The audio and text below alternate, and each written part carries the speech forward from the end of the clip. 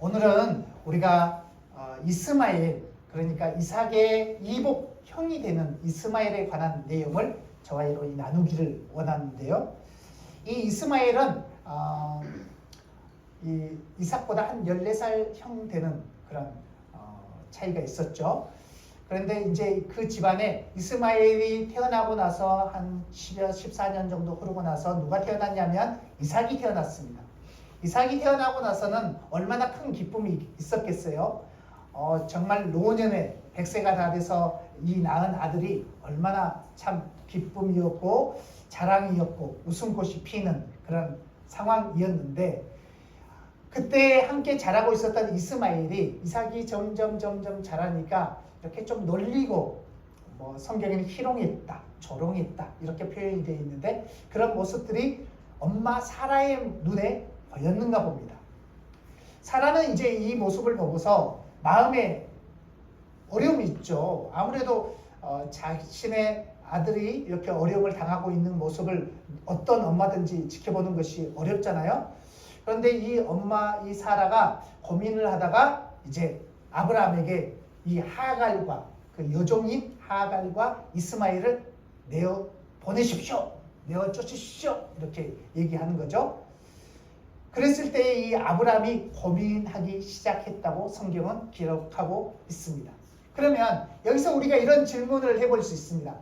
이 하갈, 여종인 하갈에게 사실은 아브라함의 아내 사라가 이 하갈과 동침하여서 아이를 가지세요 이렇게 말을 했거든요. 그러면 질문, 이런 일이, 그러니까 이스마엘 형과 이삭과 사이가 안 좋은 이런 상황이 벌어진 것은 누구의 잘못일까요?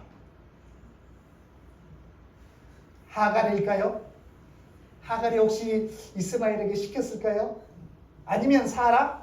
사라도 여종인 하갈에게 동침하여서 아이를 낳으라고 사라가 있거든요. 그럼 사라가 잘못일까요? 사라가 말한다고 낼름 받아서 그래 들어갈게 하고 들어갔던 아브라함이 잘못일까요? 여러분 마음속으로 한번 1, 2, 3을 선택해 보시고 손은 들지 않겠습니다. 잘못하면 또 예배 끝나고 나서 왜 그랬냐고 또 물을 수 있으니까. 우리가 이 여종 하갈의 이 문제, 또 이스마엘의 어려운 이 문제를 아브라함 때문일까, 아니면 사라 때문일까, 아니면 그 여종인 하갈 때문일까, 이런 생각을 하게 하는데, 사단은요 우리에게 이런 어떤 문제가 생기면 누구 잘못일까, 이걸 본능적으로 생각하게 합니다. 우리 자신에게 본능적으로 누구 탓이야, 이걸 하고 싶은 거죠. 우리의 첫사람 아담과 하와, 아담 할아버지와 할머니도 사실 그랬습니다. 선악을 알게 하는 나무의 열매를 딱 따먹었어요. 따먹고 나니까 하나님이 아담아 아담아 부르셨어요. 부르고 나서 아담아 왜 따먹었니? 이렇게 물어봤어요. 그랬더니 아담 할아버지 왈 뭐라고 답했습니까? 누가 주었대요? 하와 여자가 주었대요. 누구 탓입니까? 싸우시면 안 됩니다. 아담 생각에는 나는 먹을 생각 없었다. 그런데 하와가 따서 주니까 먹었다라는 거죠. 그랬더니 하와 보고 너는 왜 따먹었니? 그랬더니 아니 나는 따먹을 생각이 없었는데 뱀이 와가지고 나를 유혹했다. 어때요? 누구 잘못입니까? 저로부터 시작해서 우리 모두는 이게 딱 본능적으로 어려움이 오잖아요. 남 탓하는 게 이게 본능적으로 막 솟아납니다. 그래서 내 탓은 아니야. 아니 안 가져왔으면 됐지. 먹으라고 고민 안 하면 됐지. 그때 와가지고 나에게 말 안 했으면 나 아무런 어려움 없었을 텐데, 이런 생각을 하는 게 우리의 마음인데, 이 하갈과 또 이 사라의 문제에 대해서 갈라디아서 4장에서는 이렇게 표현을 하고 있어요. 갈라디아서 4장 23절 말씀 PPT에 보시면 나와 있을 텐데요. 거기에는 이렇게 표현이 되어 있습니다. 여종에게서는 육체를 따라 낳고 자유 있는 여자에게서, 그러니까 사라를 말하는 것입니다. 사라에게서는 약속으로 이 아이를 낳았다. 이렇게 표현을 하고 있습니다. 그리고 나서 연이어지는 말씀은 이것은 비유다, 이런 표현을 하고 있는데, 우리는 이 갈라디아서의 말씀을 따라서 생각해 보면 하갈에게서는 사실 이스마엘이 태어났지만 이건 하나님께서 이스마엘을 태어나게 하려는 의도라기보다는 아브라함의 실수로 또 하갈과 동침하도록 허락했던 사라의 실수로 이 아이가 태어났다는 것이고, 사라는 약속의 말씀을 따라서 이 이삭을 낳았다, 이렇게 말하고 있습니다.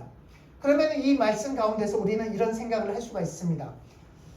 하갈 같은 심령, 또 우리의 사라와 같은 우리의 이 두 가지 있는 이 마음, 한쪽에는 육체를 따라서 우리가 살고자 하는 이 연약함이 저와 여러분에게 다 있을 수 있는데요, 육체의 소욕, 육체의 생각이 우리에게는 있을 수 있습니다. 있을 수 있는 게 아니라 사실은 있습니다. 내 안에 있는 옛 자아, 옛 생각, 옛 본성이 시시때때로 우리를 일으켜 세워줍니다. 때로는 가까이 있는 사람이 나를 막 일으켜 세워주기도 하고요. 전에 제가 알고 있던 어떤 목사님께서는, 그 목사님 지금 한국에 계시지 않으니까 자유함으로 제가 얘기해보면, 그 목사님은 그러셨습니다. 자신은 그렇게 새롭게 거듭나서 이렇게 주님의 말씀을 따라 살기를 원하는데 나의 옛 자아를 누가 일으켜 주시는가? 네? 아내라고, 사모님이라고 제가 말을 못하겠습니다. 그러면 또 제 아내 보고 지금 들으라고 한 소리인가? 그건 아니고요.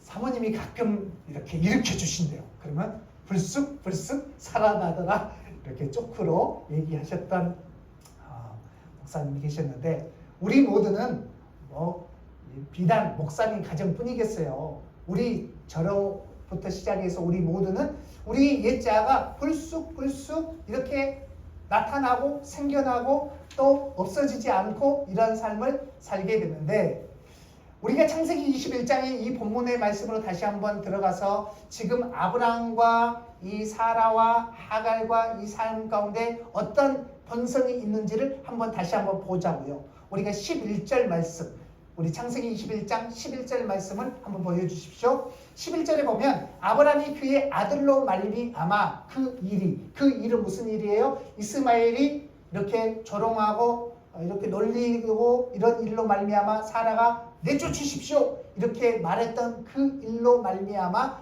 매우 근심이 되었대요.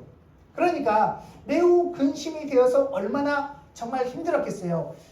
14절에는 이렇게 기록을 하고 있습니다. 이제 하갈과 이스마엘을 보내야 되는 아침이에요. 그 아침을 14절 말씀은 이렇게 기록을 하고 있습니다. 14절을 보여주십시오. 우리 같이 한번 읽어보겠습니다. 아브라함의 심정으로 여러분 읽어주십시오. 시작.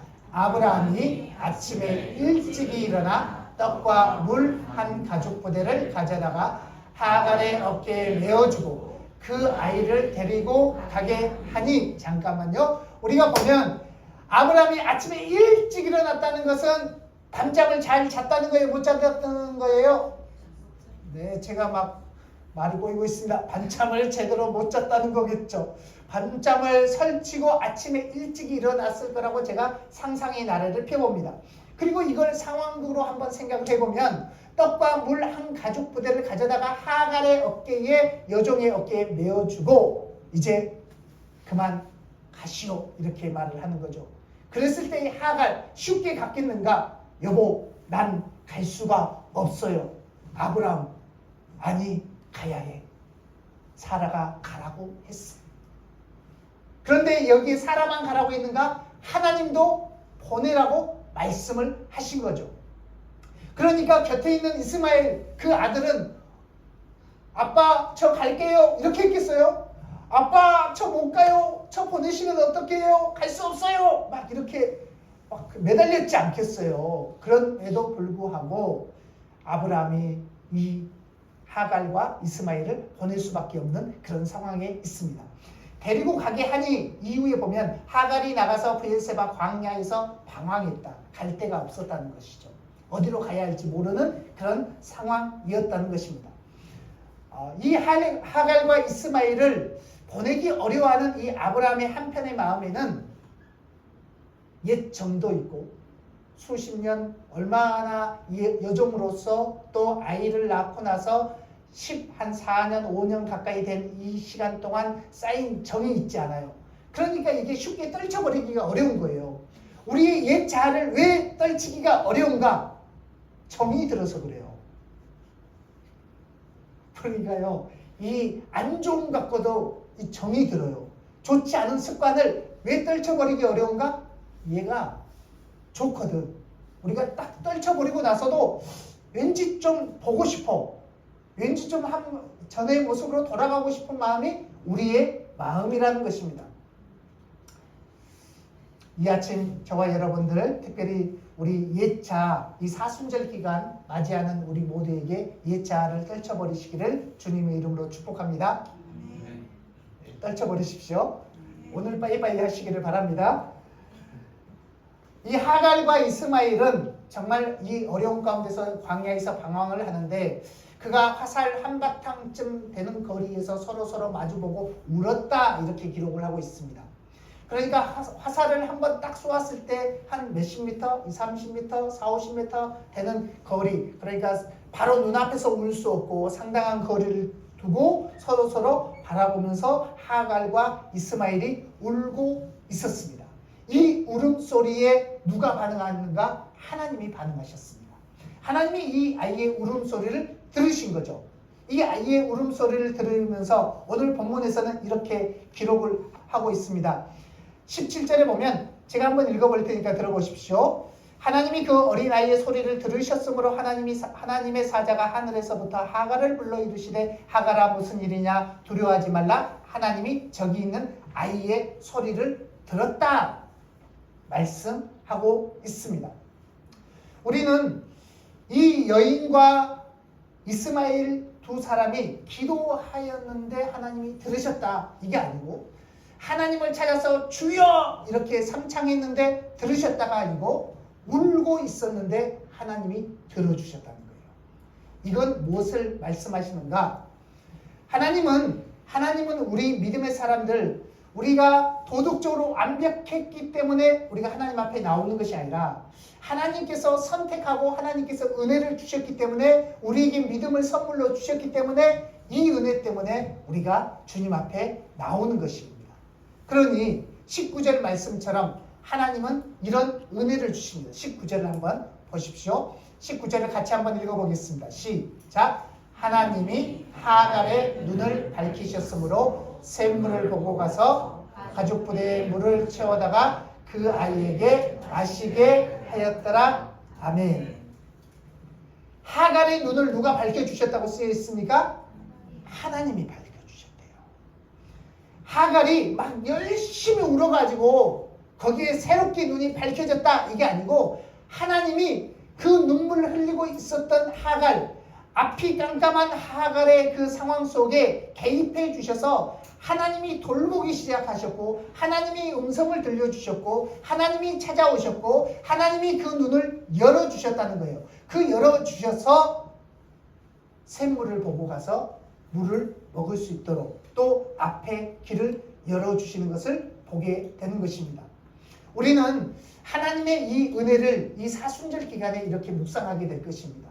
이렇게 묵상하는 이 시간 가운데 우리는 두 가지를 해야 되는데요. 첫 번째는 내 안에 있는 죄성과 옛 자아를 빠이빠이 하는 시간으로 보내는 것입니다. 내 안에 오래된 옛 자아, 내가 보내야 되는 옛 사람이 있다면 빠이빠이 하는 것입니다. 두 번째는 하나님은 우리를 언제나 먼저 찾아와 주십니다. 언제나 우리가 뭔가 액션을 취하지 않은 것 같은데 하나님은 들어주시고 말씀해 주시고 우리에게 은혜를 주시는 분이 우리 하나님이십니다. 그것이 우리의 은혜인데 하나님이 이처럼 사랑하시는 이 십자가의 은혜, 부활의 은혜를 우리가 묵상하는 시간으로 보내는 절기가 이 사순절 기간입니다. 이 사순절을 맞이하여서 저와 여러분 안에 예수 그리스도의 십자가를 깊이 묵상하고 부활의 영광으로 한 걸음 한 걸음 나아갈 수 있기를 바랍니다. 우리 모두는 하갈의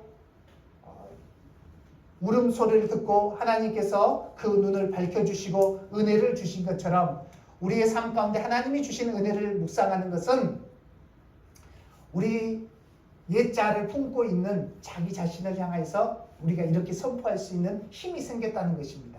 어떤 힘인 것인가? 우리의 속사람은 늘 우리에게 말해요. 너 아직도 바뀌지 않았어. 너 아직도 옛사람 너 있어가지고 불쑥불쑥 올라오잖아. 이거 처리되지 않았어. 이렇게 말하는데 그때마다 우리가 그 옛자를 향해서 분명하게 이렇게 얘기해 주십시오. 그래, 맞아. 내가 약하다. 그래, 맞아. 나는 불쑥불쑥 올라와. 그래도 괜찮다. 왜? 하나님이 우리를 붙들고 계시고 하나님이 약함을 강함으로 바꾸어 주셨기 때문입니다. 하나님께서 우리의 눈을 열어주시고 내가 무슨 액션 취하지 않고 내가 도덕적으로 완벽하지도 않고 금식기도 하면서 하나님 앞에 나아가지 않아도 하나님이 먼저 찾아와 주신 이 은혜로 말미암아서 나의 죄성이 죽고 내가 의인으로 하나님께서 불려주시는 그런 은혜를 따라 살아간다. 그러니 나는 십자가에서 예수님과 함께 죽고 나는 다시 예수님과 함께 살아가는 부활의 영광을 따라 살아가는 삶이야. 이렇게 이야기해 주는 것입니다. 사랑하는 우리 이음의 식구들, 우리 한번 자기 자신에게 선포해 주십시오.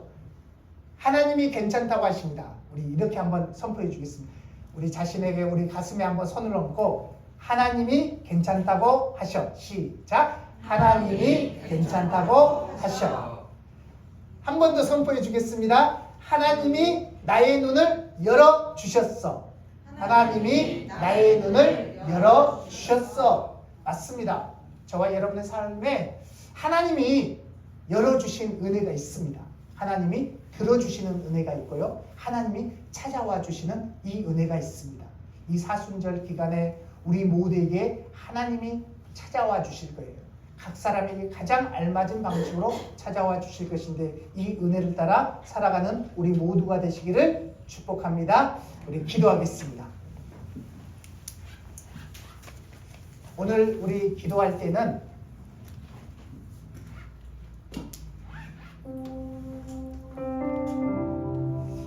하나님께서는 우리의 울음소리도 들으시며 역사하신다고 했고 우리의 찬양 가운데도 우리의 갈망과 우리 목소리를 가까이에서 들어주시는 분, 우리의 작은 신음에도 응답하시는 분, 우리 하나님이신데 하나님 우리의 목소리에 응답하여 주십시오.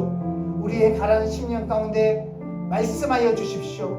그리하여 우리의 심령이 주님 앞에 향하는 우리의 모습이 되게 하여 주시옵소서. 우리 이 사순절 기간 동안에 하나님이 나를 찾아와 주셔서 만나주시고 함께 해주시는 그 크신 은혜 가운데로 나아가는 귀한 시간이 되게 해달라고 우리 한번 주여 한번 외치면서 함께 기도하도록 하겠습니다. 주여, 주님 주께서 우리 가운데 함께 해주셔서 하나님 말씀하여 주시고 언제 인도하여 주셔서 하나님의 그 크신 영광을 따라 나아가는 우리 모든 삶이 되게 하여 주십시오.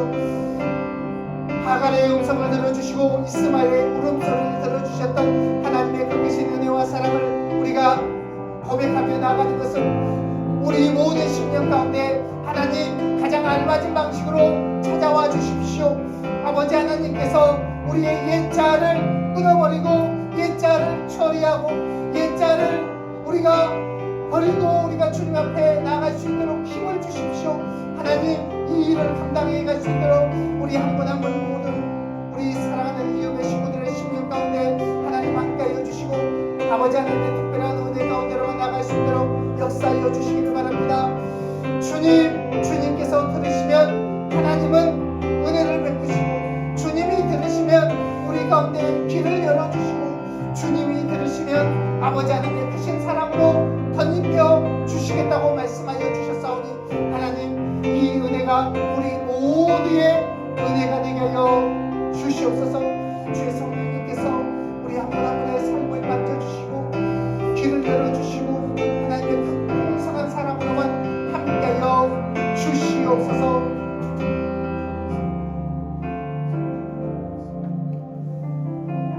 사랑이 많으신 아버지 하나님, 우리가 이 사순절 첫 번째 주일을 맞이하여서 주님 앞에 정말 감사함으로 나아가는 것은 이 십자가의 은혜와 사랑을 힘입을 수 있는 것이 모든 것이 하나님의 은혜입니다. 저의 노력과 저의 열심과 저의 어떠함도 상관하지 아니하시고 하나님이 먼저 은혜를 베풀어 주셨으므로 하나님 다시 한번 강구하는 것은 이 하나님의 베풀어 주신 은혜가 우리의 평생의 은혜가 되게 하여 주십시오. 하나님 먼저 찾아와 주시고 말씀하여 주시는 이 은혜가 하나님의 특별한 이 사랑이 우리의 은혜가 되게 하여 주시옵소서. 우리의 가정과 우리의 삶을 살피시고 돌보시고 함께하여 주시는 그 크신 은혜 가운데로 나아가는 우리 모두가 되게 하여 주시기를 바라오며 이 모든 말씀 예수 그리스도의 이름으로 기도합니다. 아멘.